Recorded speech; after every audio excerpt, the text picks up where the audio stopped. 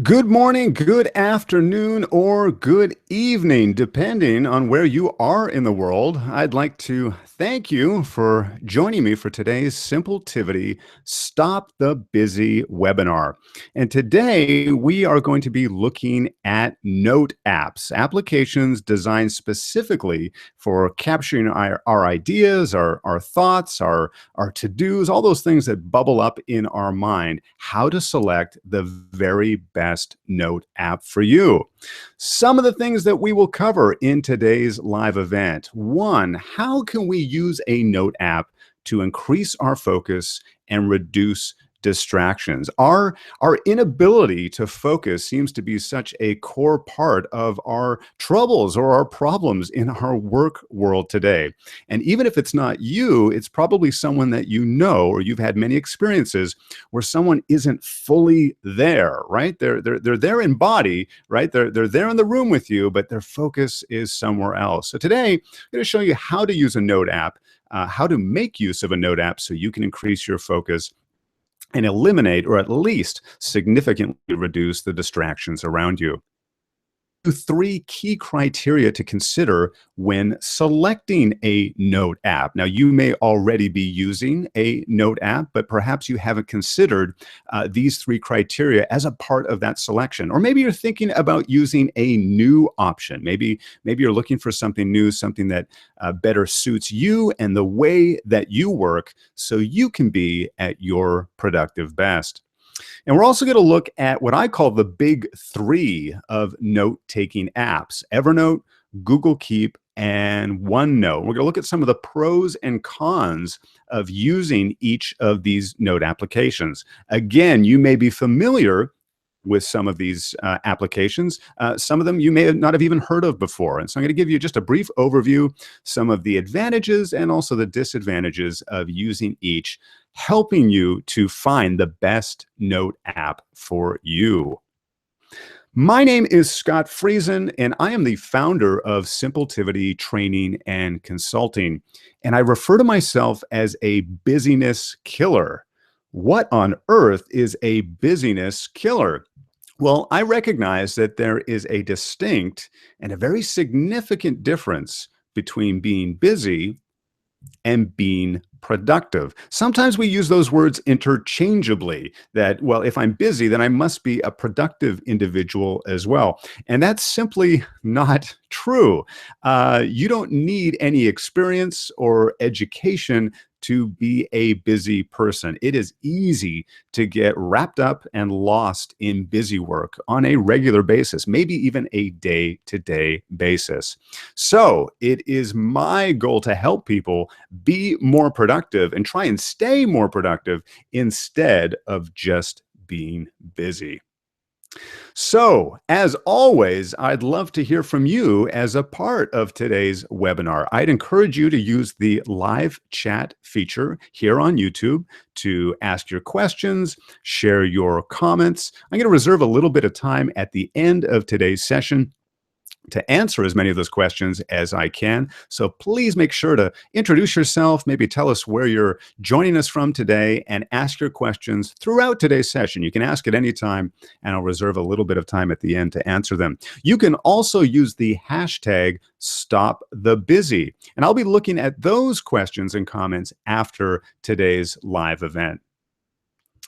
So where to begin? Let's start with note-taking in general. And if you attend one of my workshops, I often begin those workshops with an activity that I like to call a mind dump. Now, what exactly is a mind dump? Well, it's pretty simple, really. I give a single piece of blank paper to everyone in the room, and I give them about 5 to 7 minutes, and I ask them, I want you to put down on this piece of paper all of the things that are grabbing your attention right now. What is on your mind right now? Is it an issue? Is it a worry? Is it a problem? Is it a to-do? Is it a request? Maybe it's something you're excited about, something that you're looking forward to doing later today or later this weekend. Whatever it is, I don't care if it's professional or if it's personal, I want you to write it down on this piece of paper.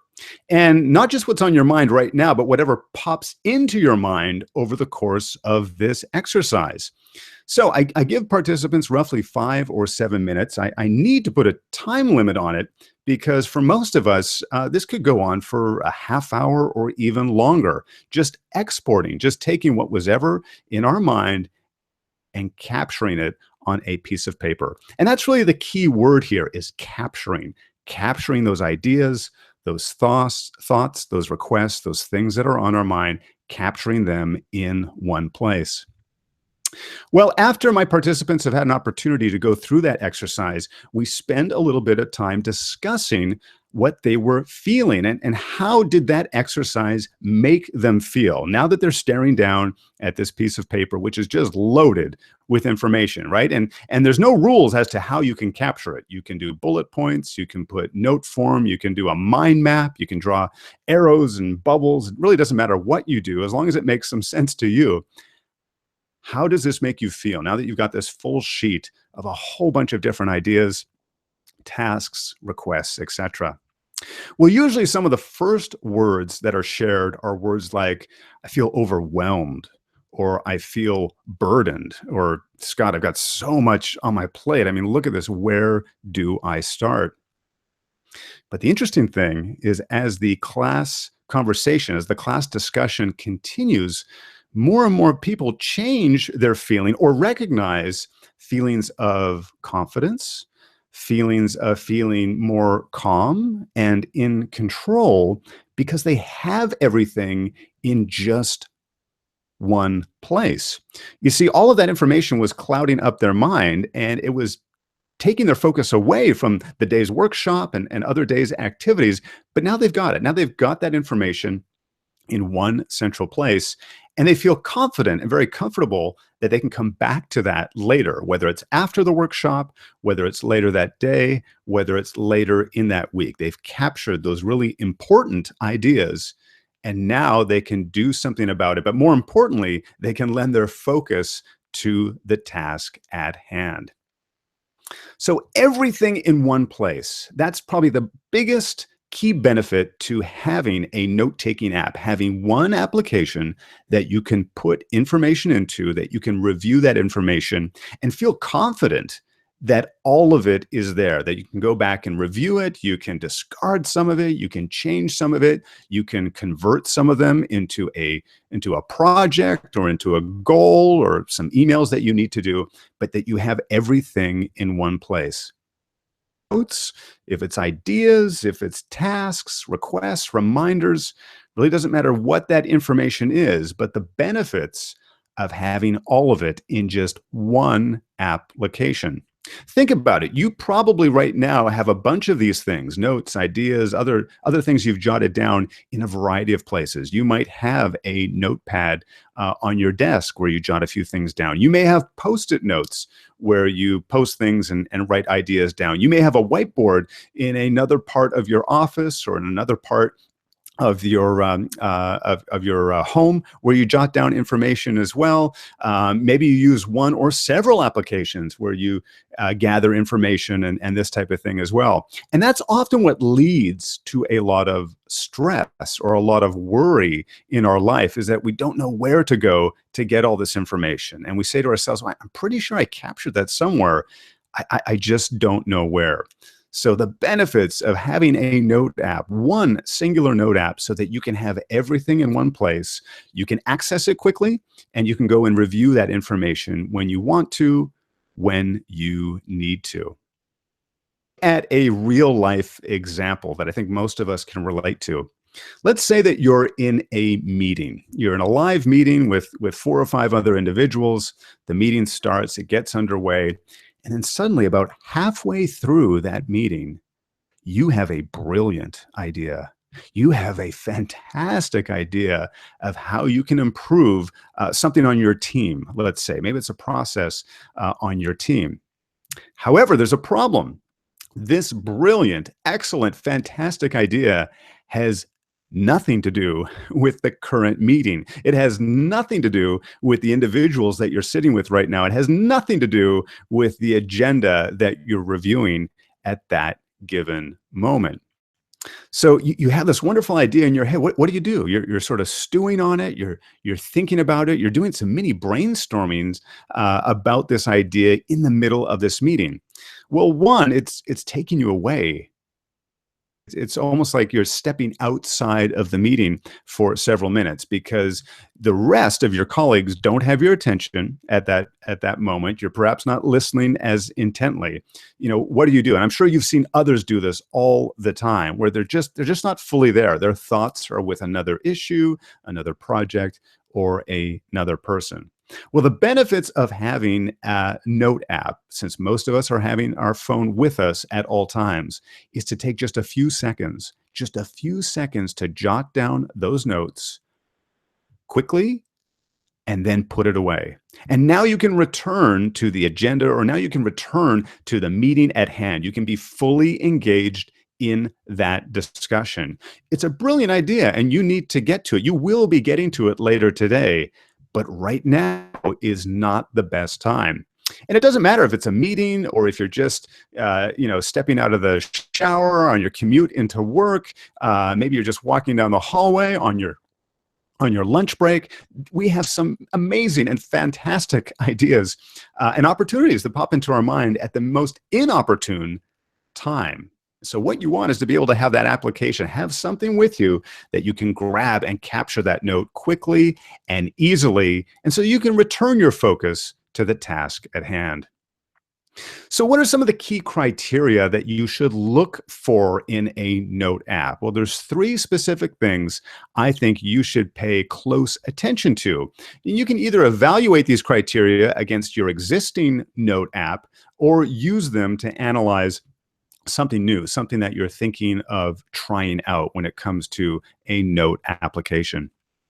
The first one, and an incredibly important one, is speed. How quickly can you access this information? How quickly can you open up the app and add something new? If it's not fast, it's probably not going to be helping you getting back to that meeting, or getting back to that important conversation, or getting back to that task that you're in the middle of. So how quickly can you open up the application and then subsequently add a note? Now, you may be able to find some quantitative data on this on the internet in terms of how sluggish or how fast certain apps are, but there are so many different variables, right? It depends on the type of smartphone you're using, or if you're using an iPad or a tablet. You even want to be able to test this on your browser. How easily is it? How easy is it for you to add something to that application? So speed, very, very important, both opening or launching the app, but then actually adding a new note. Do you have to press multiple buttons to add a new note? Can you just quickly tap into a text field and start typing away? Or do you have to, go to a specific folder or add two other buttons and then the keyboard button to actually start typing things in? So how quickly can you open and add to your application?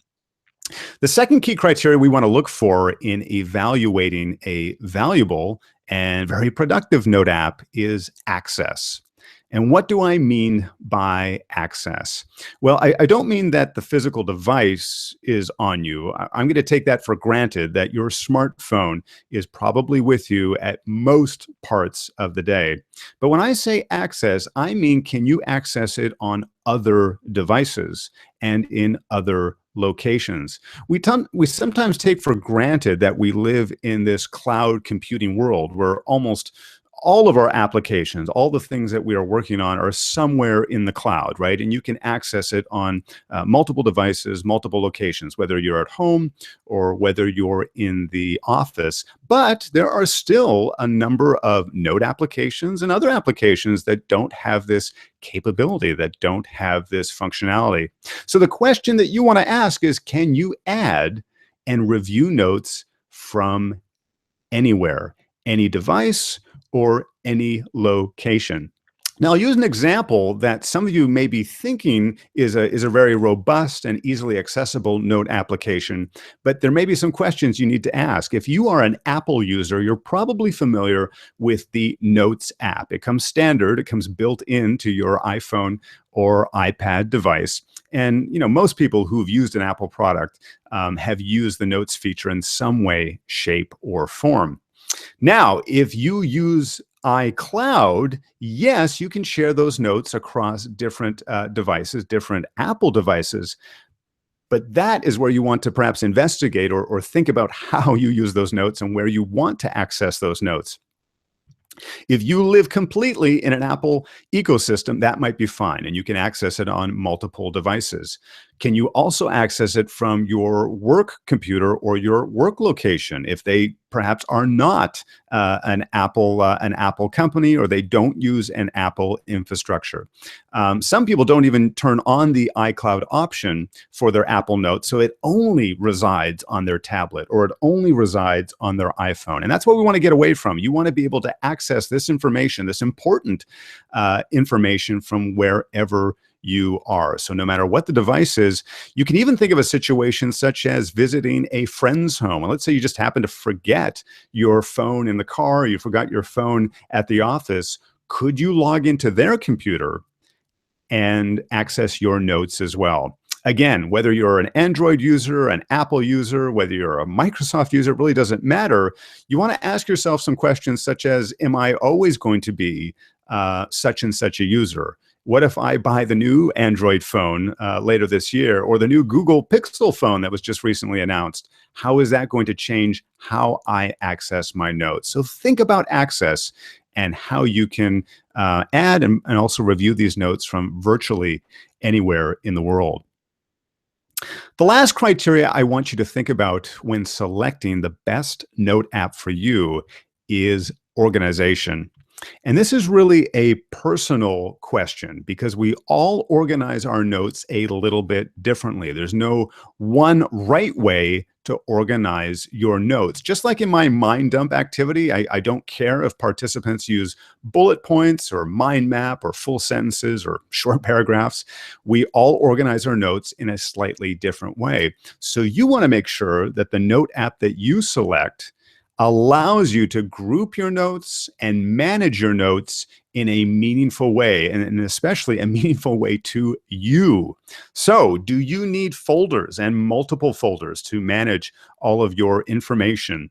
Do you want to separate your personal information, your personal notes, from your professional notes? Do you need labels? Do you need tags? Do you need colors? There are some individuals where colors are really important. That's very helpful in grouping information. So having colorful tabs or colorful notes can be very meaningful to some individuals as well. So think about organization and the capabilities of the note app that you're thinking about. Can you group your notes in a meaningful way? So again, the three criteria you want to consider in selecting a note app. One is speed. How quickly can you launch that app? And then once it's launched, how quickly can you start adding or editing notes? Number two, you want to look at access. Can you download that app on all of your devices? Can you use it in a web browser in addition to an application on your smartphone? You want to be able to access this information wherever you go. And lastly, you want to look at organization. How do you organize your notes? Have the features and the functionality that you're looking for so that you can continue to organize your notes in that manner, or look at new ways of organizing your notes.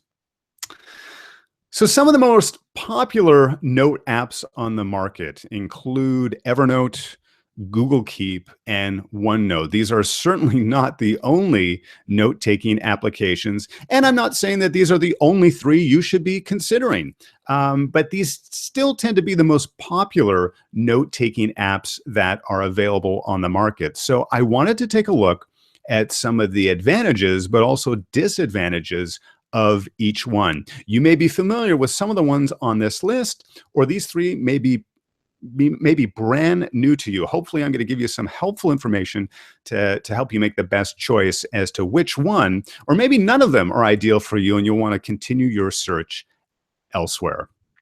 So let's start with Evernote. And Evernote is maybe the biggest player in this space, a very popular note taking application. In many ways, sort of revolutionized the way that we capture information in our web based world and grabbing information from websites and organizing it and accessing it on all of our devices.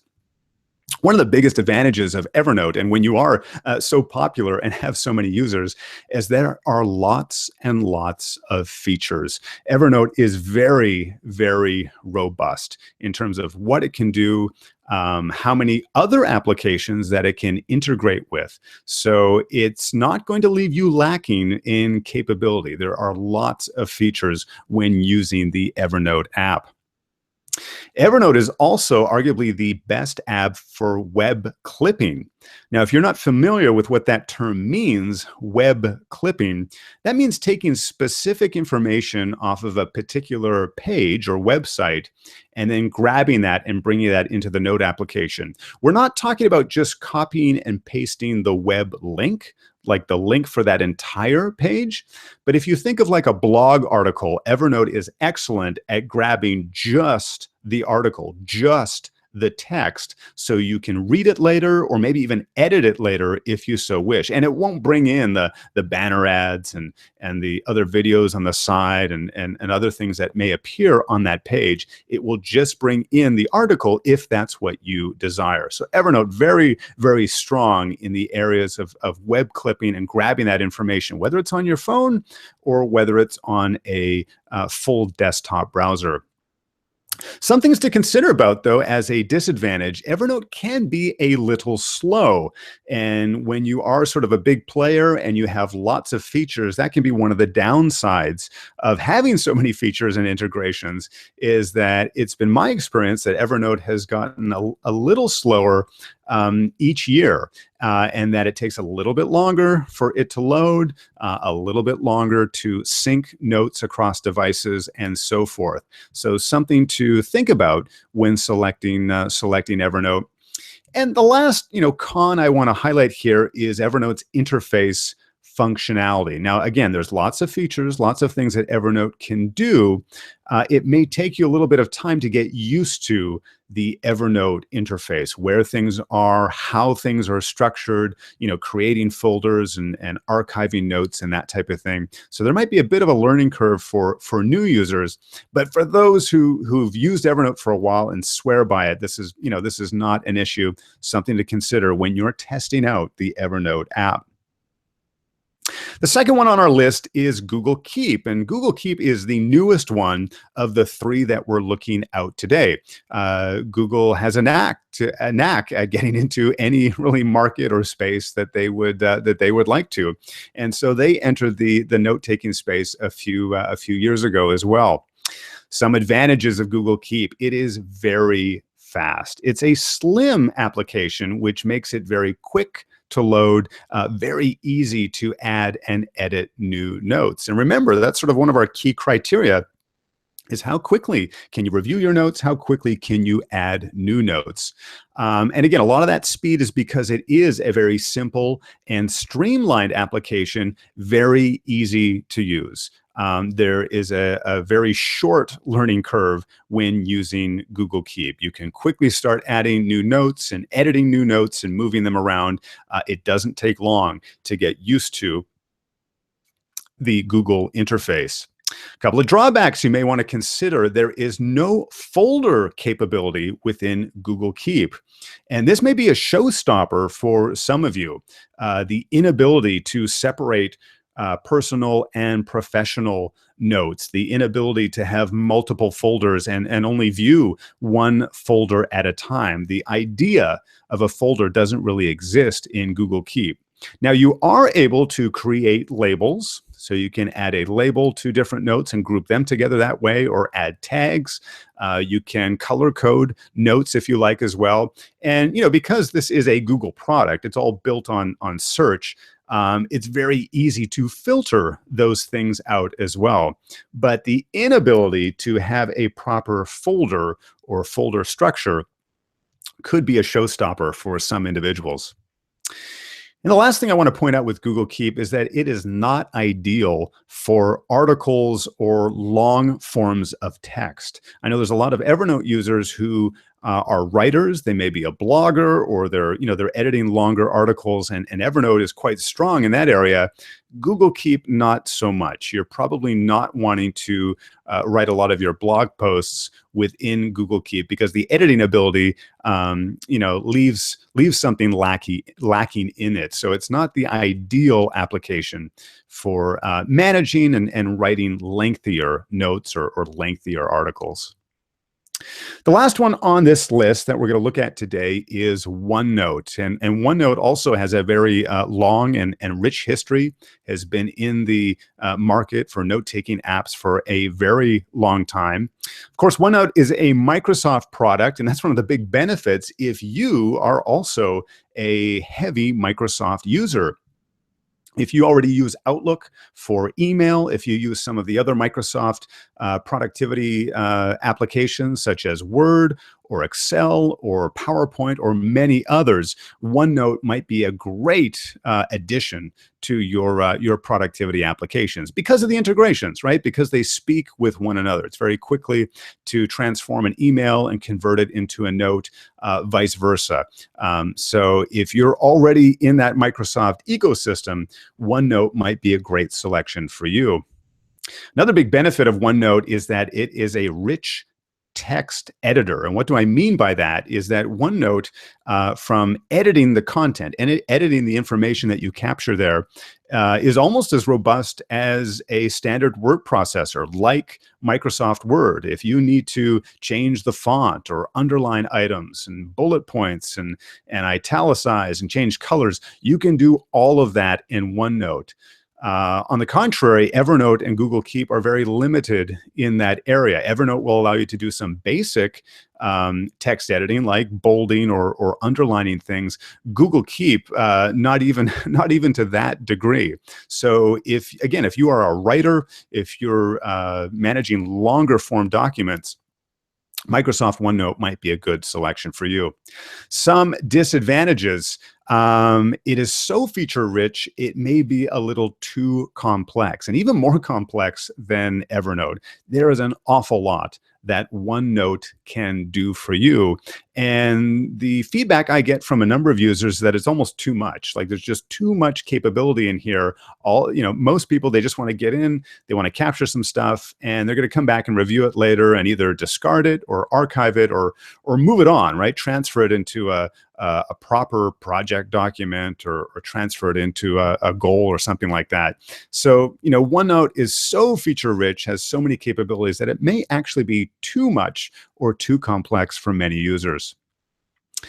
And the last disadvantage I'd point out here is the mobile experience. Although OneNote has made improvements to both its Android and iOS mobile applications, still maybe a little lacking in that space. It's not as easy to add and arrange notes on mobile devices as you might find in Google Keep and Evernote. Like I said, they're certainly making strides to improve in this area, but the mobile experience may be a little sluggish for a number of users.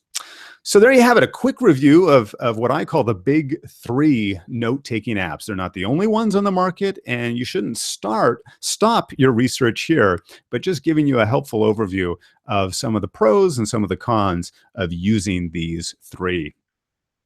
So quickly, as a recap, to maintain as much focus and attention as we can, I strongly suggest that you select one note-taking app and to stick with it. Pick one and use that as your go-to place for new ideas, new thoughts, things that pop into your head, little short requests that come up over the phone or conversations with colleagues or clients. Select one note-taking app and stick with it. You're going to feel the confidence and that feeling of control knowing that it's all in one location.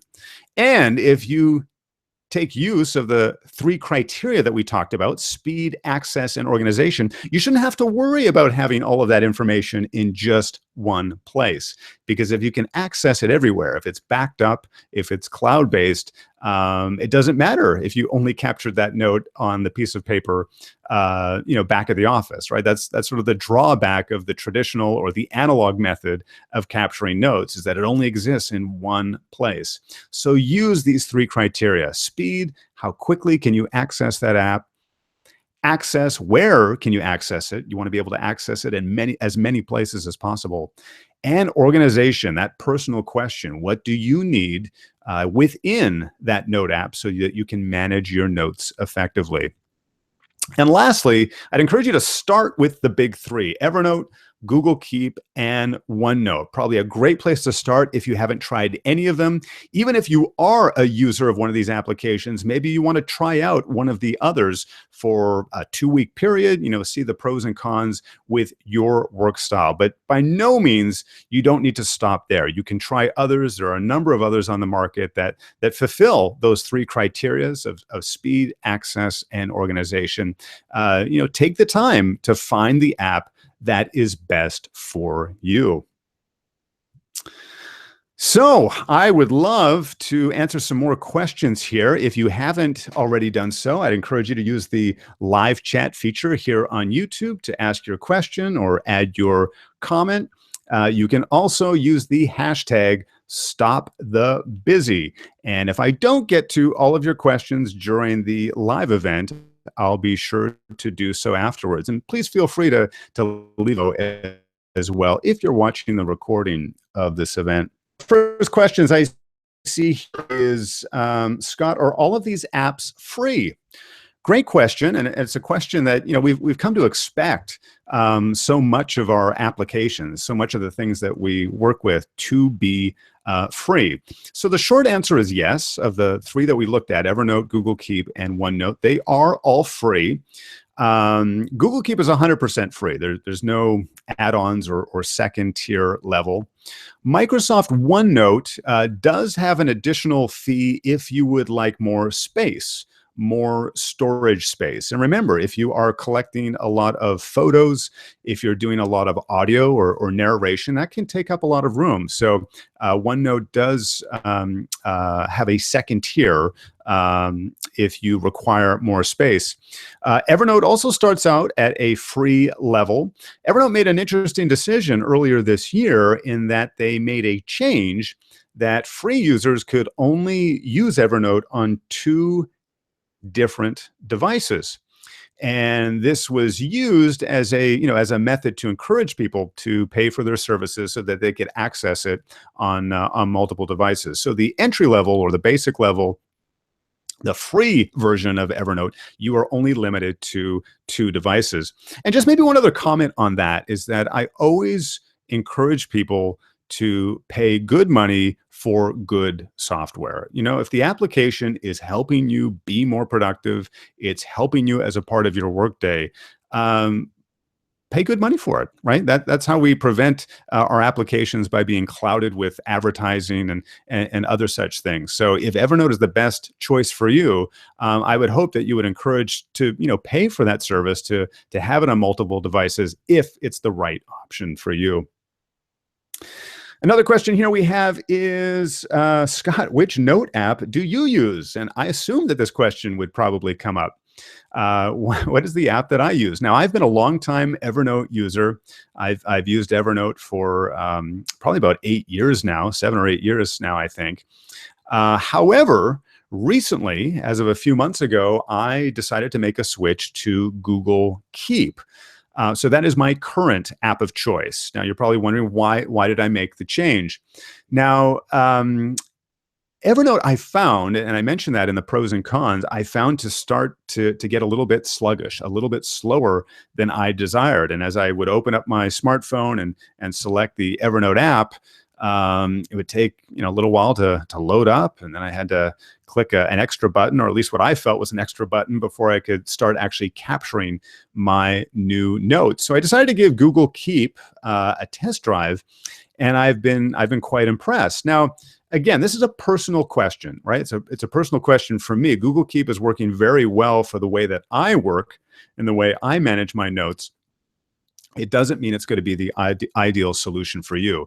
For example, most of my notes are relatively short. I'm in there, I'm capturing something quickly, and then I'll come back and review it, and then I move on. I either archive it and I put that information in a project or in a more permanent spot. But I am not writing lengthy articles in Google Keep. If I was, maybe I would have stayed with Evernote. But yeah, currently, thanks for the question. Currently, I am using Google Keep. Well, I want to thank you for joining me today, and I just want to leave you with one more question, and that is: do you or your team need to get more done, and do you want to enjoy less stress? At the beginning of today's call, I talked a bit about some of the workshops that I put on. And if you are interested in working at your productive best or bringing a Simpletivity workshop to your team or your organization, I'd encourage you to visit simpletivity.com, and you can find a workshop that fits your style and also fits your needs in terms of location. We offer workshops both in a live environment where we'll come to you, but we also offer virtual workshops, especially beneficial if your team is remote or dispersed across locations. So be sure to check out simpletivity.com, review some of the productivity workshops that we have just for you. I want to thank you again for joining me as a part of today's Stop the Busy webinar. I hope you got something really valuable out of today's session. I hope I got you thinking about how you use a note app if you currently use one, and the benefits of using one if you don't currently use a note app as a part of your daily routine. I hope to see you next time. And remember, being productive doesn't have to be difficult. In fact, it's very simple.